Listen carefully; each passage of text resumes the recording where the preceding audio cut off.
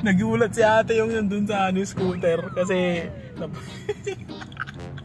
napaka-sensitive pala ng busina nitong sasakyan ng mga pinsan ko guys. Napaka-sensitive ng busina. Pinatong ko lang itong iniinom ko, gagi. Laptrip, gagi. Hindi ko na-videoan si ate. Nagulat siya, gumanon siya. Gagi. Habang nag-aantay kasi ako dito, mga pamangkin mo. Tito Gab nga pala. Ayan, for today's video ay Tito Gab nyo driver. Sinamahan ko kasi yung mga pinsan ko para tumingin ng isusuot ng pamangkin ko, which is si Rodsel. Nag-aantay ako dito sa loob ng sasakyan kasi syempre ayaw ko mainitan. Sa totoo lang ayaw ko mainitan. Kaya hindi ako sumama doon. Hindi ako sumama doon sa palengke. Dito tayo sa parking ngayon si ate. Shoutout kay ate na nagulat ko, pasensya na po. Ang saya dito sa loob.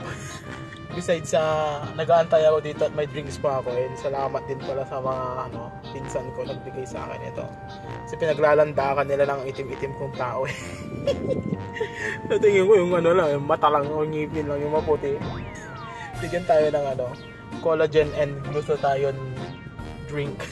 So nakikita, ay hindi pala to fully tinted, gagi. Nakikita ako dito na nag-vlog. Nakala nila baliw ako kasi nagsasalita ako mag-isa dito. Alam ko parking dito Sunday naman.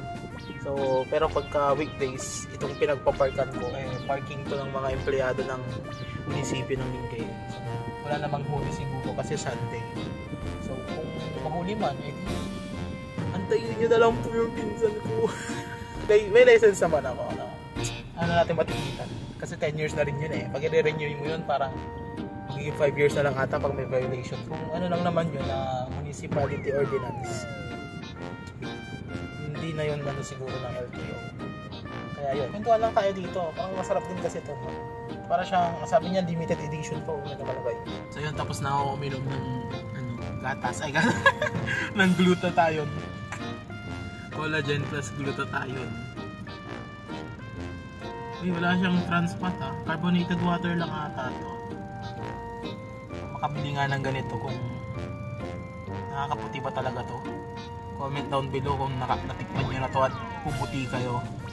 Kasi tatry ko din para naman matchy kami ng nakalaan sa akin.